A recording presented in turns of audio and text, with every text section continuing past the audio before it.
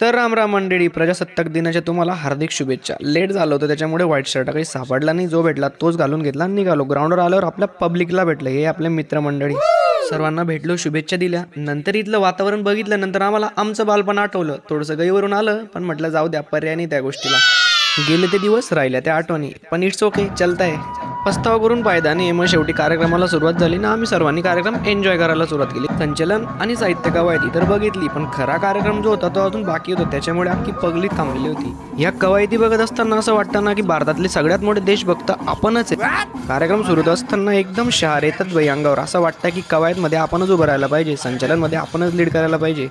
आता संचलन टोळीन साहित्य कवायतचा कार्यक्रम झाल्यानंतर सुरुवात होते ती मुख्य कार्यक्रमाला, तो म्हणजे सांस्कृतिक कार्यक्रम. यामध्ये 3री-पर्यंत 4थी-पर्यंत मुलींचे कार्यक्रम असतात, डान्स वगैरे घेतात. त्यामध्ये झुमकावाली पोरसारखे डिस्को सॉंग नसतात बरं का, फक्त देशभक्ती गीत आणि देवांचे सॉंग यामध्ये असतात. आणि या कार्यक्रमांमध्ये जेव्हा लहान मुलं आपल्या डोळ्यासमोर नाचत असतात ना, इतकं भारी वाटतं ना बाई, काय सांगावं तुम्हाला. यांना स्टेप कोणत्या बसून दिलेल्या असतात आणि तिथं जाऊन स्टेजवर वेगळंच काहीतरी करतात. त्याच्यात आपल्याला डायरेक्ट चेअर भेटली होती बसायला, डायरेक्ट प्रमुख पाहुण्यांसारखं फील होत होतं बाई. पण प्रमुख पाहुणे उन्हात बसले होते, त्याचं जास्त खेद वाटत होतं. त्याच्यात हा कार्टून आला माझ्याजवळ बसायला, म्हटलं ये भारत माते की जय, वंदे मातरम जयन केलं 3 वेळा, भारत माते की जय, प्रजासत्ताक दिनाचा विजय असो आणि प्रजासत्ताक दिन चिरावी हो, अशा घोषणा दिल्या. तिकडून राजपूत सरांनी लगेच घोषणा दिली, एक साथ खडे होंगे खडे आप, पीछे मुड आणि ते चल. कार्यक्रम पण संपला.